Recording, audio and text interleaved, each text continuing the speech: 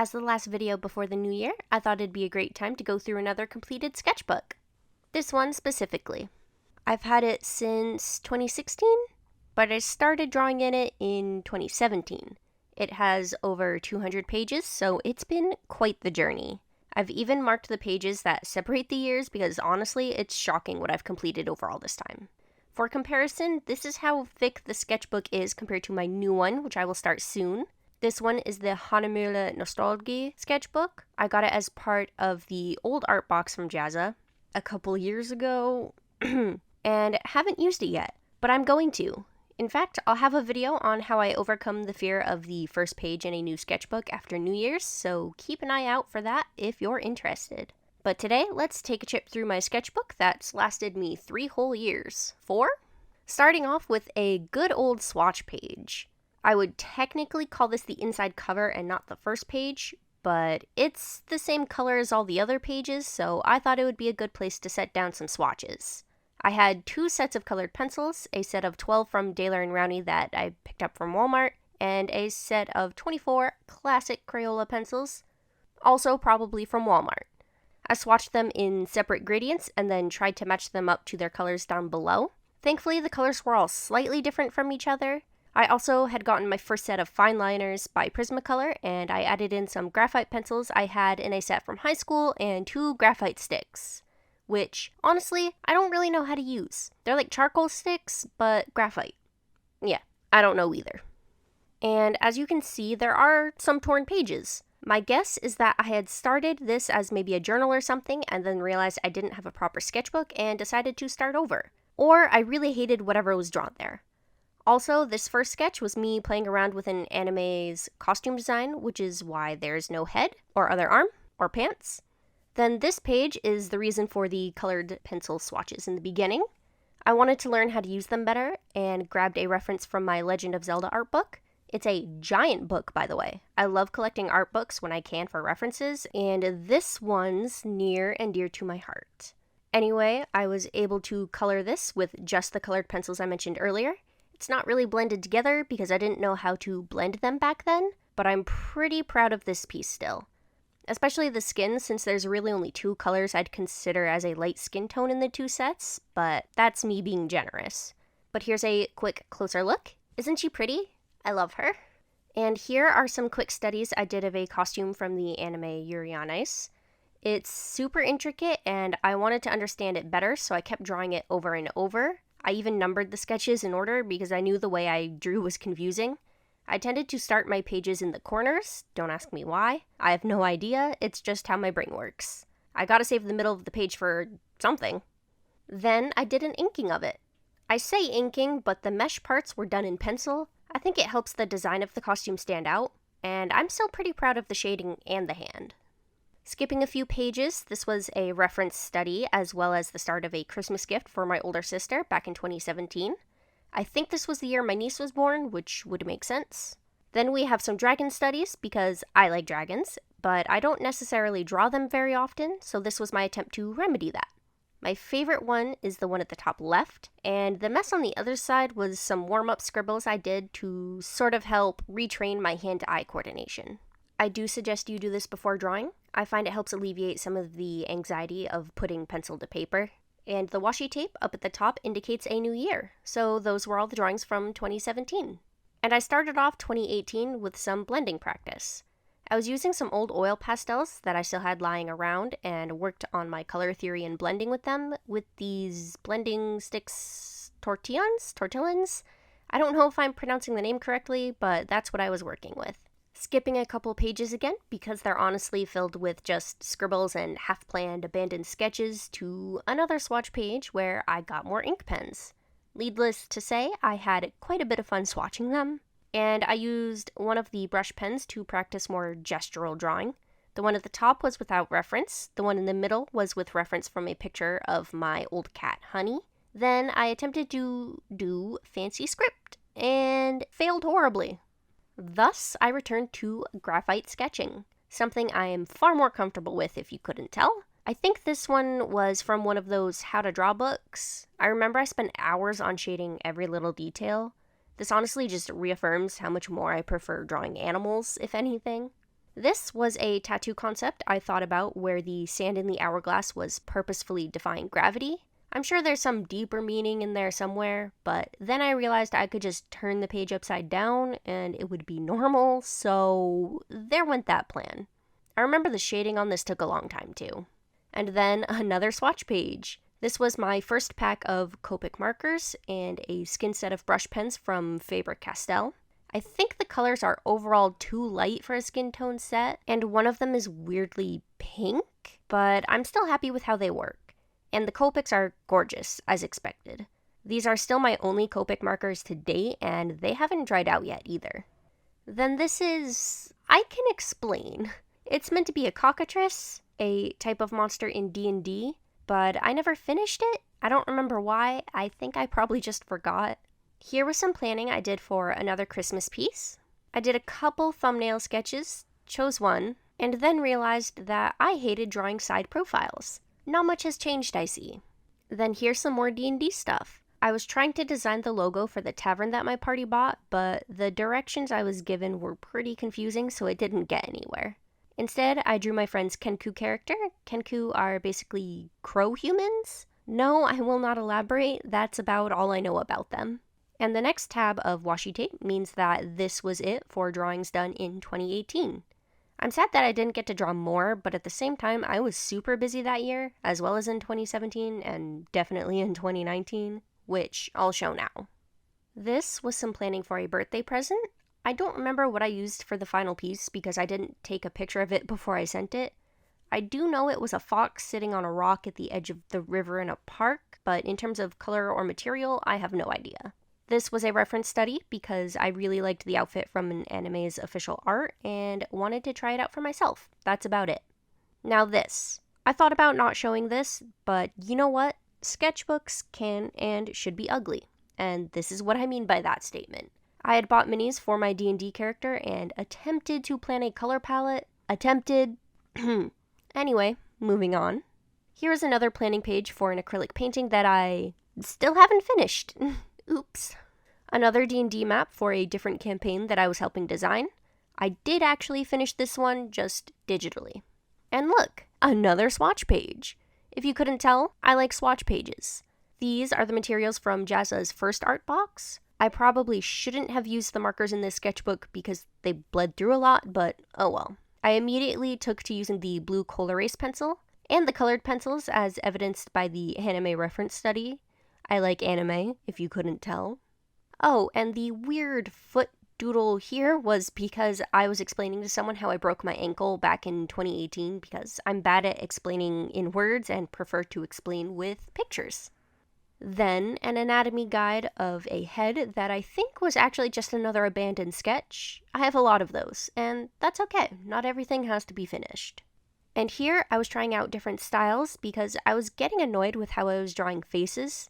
I was at the point where I knew what was wrong with how I was doing it, but didn't know how to go about improving it yet. Followed immediately by a bunch of hand studies.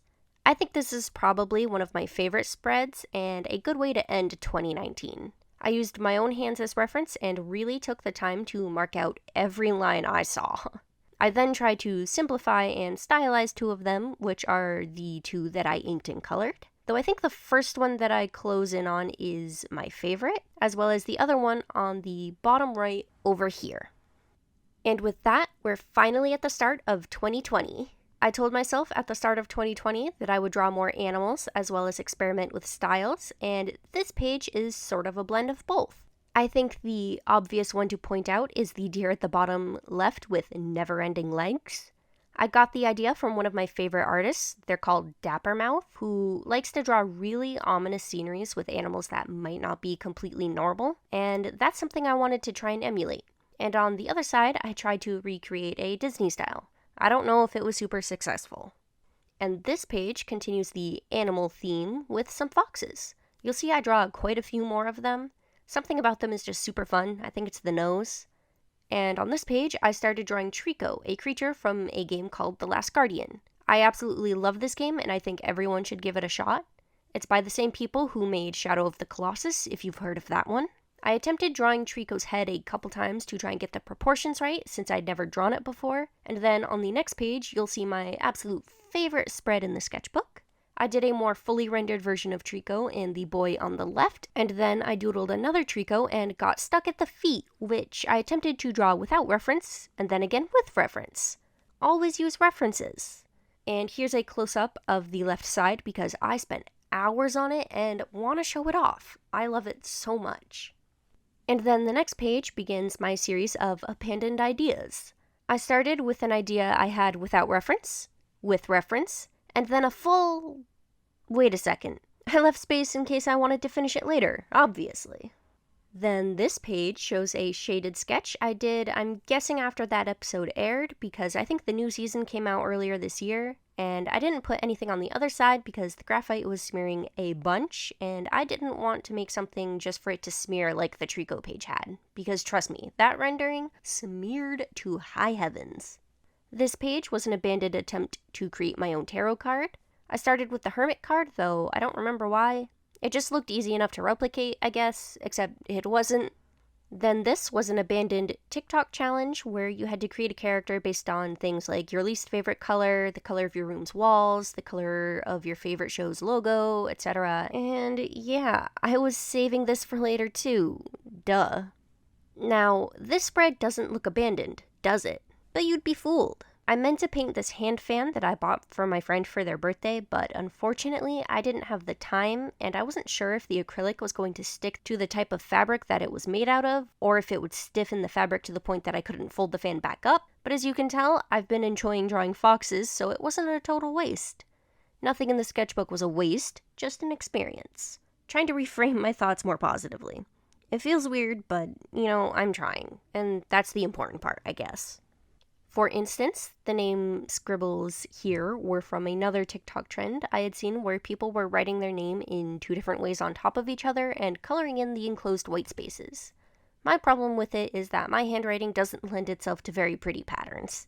This was a planning page for an acrylic painting that I still plan on doing. The canvas I want to use for it is 10 inches by 20 inches, so it's pretty big, especially for me. I did paint a mini version of the idea on a 2 by 3 canvas though.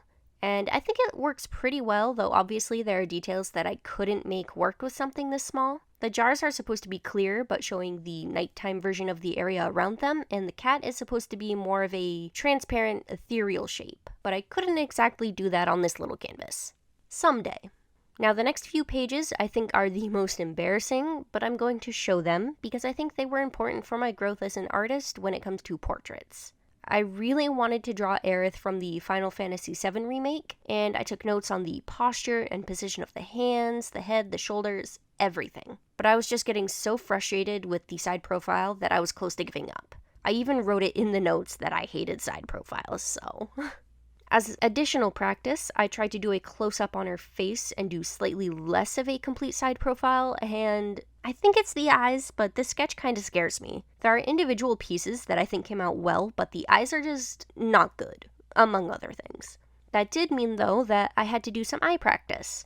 Now, I usually draw eyes either very realistically or very simplistically, so these were sort of experiments.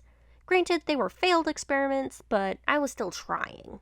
Eventually, I just went back to what I knew and drew a realistic eye, and then slightly exaggerated the proportions to get a better idea of how I wanted to draw her eyes. And then I wanted to practice more lips because I have problems drawing those, particularly from a side profile. It's either a thin line or it's overdrawn, so I was trying to find a way to draw lips that I found satisfactory enough. Then I tried a realistic one, and I think it came out alright. Most of these did, honestly. It's just actually attaching them to a face that's the challenge. Which I tried. I practiced the pose a couple times, then tried the sketch again, and I think there's already a fair amount of progress. Of course, the hands suffered and were thus erased, but I still think her face got a major improvement. This exploration of style led me to tip the scales and work with extremely exaggerated anatomy, and I thought the best way to try it was with animals, specifically dogs. Specifically with my dogs. Alfin, the collie on the left and top right, will instantly sit if you hold your hand like I drew it because he paired the hand sign with the sound and the treats, So now whenever you hold your hand like that, no matter the context, he just sits. It's kind of cute. The style was a bit harder to make work with my other dogs, but I gave it a shot. Still needs some work. I even tried by asking some friends for pictures of their dogs and was met with mediocre success. I did end up doing a bunch of simple but exaggerated style dog stickers of other breeds that you can find over on my Redbubble if you're at all curious. I'll link it down below. Then this was a sketch I started with the blue Colorist pencil, and honestly, I can't remember my reason for not finishing it. I kind of like the way I left it though, fading out like that. I was really able to get a lot of nice detail in the lips, nose, and eyes that I think I'll leave it like this. A study for later reference. Especially the nose. Those lines were super helpful. And look, a merman. And this was actually during Mermaid too. I'd never drawn a mermaid before, but I had this urge to draw a lot of curling folds, which I went a little crazy with here. But it was a lot of fun, and I plan on trying to follow through with a mermaid challenge like I did with Arttober. Okay, here starts my serious attempts to improve my style regarding faces, because if there's one thing I've been wanting to work on, it has been faces. And hair, but mostly faces. There was something about the way I drew individual pieces that putting them together just seemed to look wrong. Like, I had different levels of detail in a design or style that wasn't meant to have that much detail. The next page was a mixture of different style and gesture drawing. I was trying out different shapes, the jawlines in particular because I considered it to be the thing I'm consistently bad at. And I think the style is interesting, but I don't really want it to be my main style. It was fun to practice though. And this was a freestyle attempt at what I had been working on thus far, and I think that I did much better on the face than I had been doing. But then of course I had to add a bunch of detail in the hair and the cloak thing, and the weird creature on the right is Momo from Avatar: The Last Airbender. And I have a confession. I haven't watched the show all the way through yet. Please forgive me. I will finish it eventually, I swear. Here was another freestyle practice of a face, and then this page marks the time I found out about Line of Action. I've already done a video on it, I'll link it down below, but Line of Action is a site that sets up a bunch of timed references to practice drawing things in different categories. Just don't look at the faces. And I think the one on this page is my favorite out of all the Line of Action prompts. They do have an option to turn off nude models, but the one that came up for me I thought was really pretty, so I gave it a shot, and I'm really glad I did. This next one I'm not super proud of, so let's skip it. So this guy is a mix of fan art and a reference that I saw on Pinterest. I wanted to try drawing a character from a show, but in a more realistic way, and I think it came out alright. Which meant that I couldn't draw on the other side, obviously. And here starts a couple pages of nothing but corgis because my roommate from college absolutely loves them and I wanted to paint one for her. My problem, unfortunately, was that I didn't know how to draw them, especially not from head on, which was how the first one was drawn. So instead, I went with drawing one that was mid-jump and then I painted it mid-jump into snow. I did a video on this one too. Then back to some full body practice. This first one was from Line of Action, but the 3 characters on the right are 3 characters from a D&D party that I'm in. There are a total of 5 in the party, and I was trying to figure out how to pose them all, but I ran out of space with the size I drew them at, so I left the sketch as it is now for future reference. And personally, I think here is where drawing faces really became my focus, and bigger changes started happening to my style. It hasn't been completely ingrained in me yet, but these were a good indication that I was finally on the track that I wanted to be on. I particularly like the face at the top and the grimacing face at the bottom right. Emotions and expressions can be difficult and it was probably too soon to try them out, but I like how it worked. And then I tried to incorporate a full body to go with the face I had drawn, and I think I struck a good balance here. The details in the shirt and shorts aren't too much, and the body proportions are relatively consistent. The colored pencils I used were unfortunately rather rough on the paper, so I didn't end up drawing on the other side, but I did do a few more portraits with different expressions this time. Then another one of my favorite spreads. I thought the easiest way to explore the style shift I was experiencing was to draw someone who didn't have hair, and Aang was the first character to come to mind that I would have an easy comparison and reference for. I drew them in order from left to right, and honestly, I'm still super proud of all of these. And the blue colorist was the perfect color to add to make the spread more interesting. And the majority of the rest of these pages include my Arttober pieces. Since I already have videos that include the sketching for each of the days of October, I will link that playlist down below and skip ahead to parts of the sketchbook that haven't seen the camera yet. So this spread is when I'm seeing a lot more progress in style, and it contains my absolute favorite portrait I've done to date, the one in the top right corner. She is one of my D&D characters, but I've also decided to keep the design for an original character as well. I love her so much, and I am so proud of the way I've drawn every piece of her. The one I inked and colored is also a favorite, since I inked and colored it, but there's something about the other one that just wins my heart. There are some faces in this spread that I think could have been done better, but they were still integral to my progress. And finally, back to animals. I mean, one animal. Dragons. I doodled this during a D&D session because my character got a tattoo of Tiamat, and I was trying to figure out what that would look like, and then I got carried away with trying to figure out dragon anatomy. Okay, enough animals. Back to portraits. These I think all had references because I was trying to draw the same character over and over and still have it look like the same person. I don't think I really succeeded on that front, but at least there was an attempt. Then this full body sketch was definitely referenced because I was trying to lean into the style really hard. So yeah, I mean, it came out alright. It wasn't exactly original, just heavily referenced. But it was nice practice for exaggerated anatomy. This character I also think was pretty heavily referenced, but I enjoyed coloring it, so yeah. And more reference drawing. I turn to doing very specific reference studies when I'm trying to solidify a certain style. The girl at the bottom right is actually the girl from a Disney short film called Paperman, and I think it came out really well considering it's a side profile, and we all know what I think about those. Then the girl at the top left on the right page was a reference, but the rest on that page were my attempts to recreate her over and over, and instead I think I just ended up drawing all siblings. This other one was a reference study as well, because I liked the hair and wanted to try it out, but I don't know if it's a style I'm going to draw in again. Here is a knockoff Elsa, as I call that sketch, because, I mean, that's who she looks like. But the main focus on this page was actually the clothing study that I did. I saw the outfit on Pinterest, and since I don't usually draw super baggy clothes, I thought it was a good opportunity to take, and I really like it, particularly the jeans. I find jeans to be pretty easy to draw. So this spread begins the planning for my original characters. As you can see, I started with a redraw of my favorite up at the top. Her name will be Fia, by the way, Fiadh, because it's Irish, meaning wild. Then her twin brother next to her, which I hope looks enough like her for twin to be applicable, but you know. His name is Phelim, F-E-F-A-I-L-I-M, meaning beauty or ever good.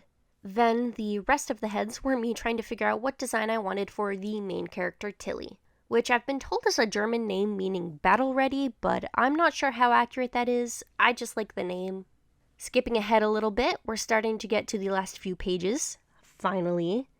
The writing on the right was me starting to learn how to do brush lettering, and it's a lot harder than I thought it was going to be, especially for someone with shaky hands.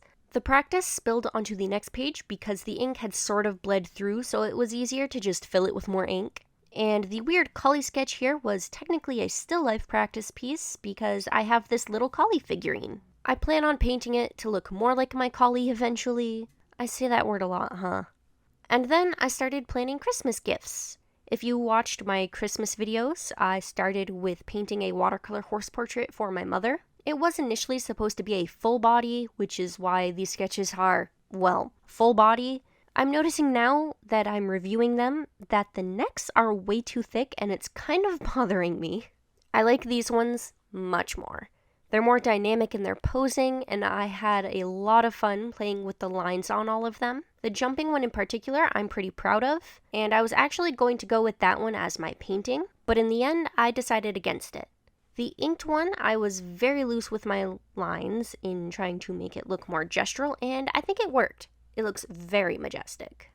Then I did a couple rough sketches of some deer from a reference picture that my father sent me. He saw a family of deer in his field and sent them to me, so I took liberty with it and turned it into a painting for him. And here was the thumbnail sketch for the painting, which I pretty much followed exactly as planned, which is certainly unusual for me, so I'm glad it worked out. The person on the right is my older sister. I wanted to do a portrait for her with a bunch of flowers everywhere, but I'm not great at capturing likeness, so that's why this sketch exists. I wanted to make sure I could at least sort of make it look like her.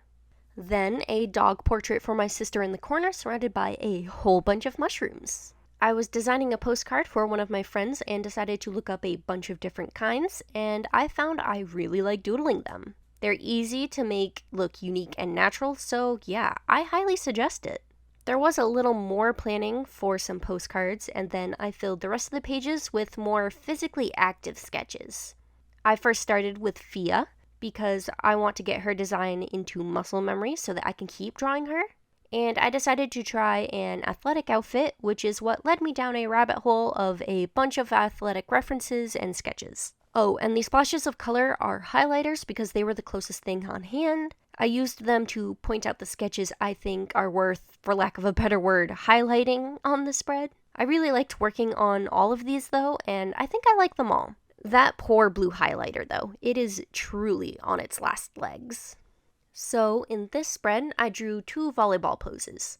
I used to play volleyball for my university, and though I don't have a court or a team to play right now, I can at least live vicariously through art, and a lot of YouTube videos, and haiku.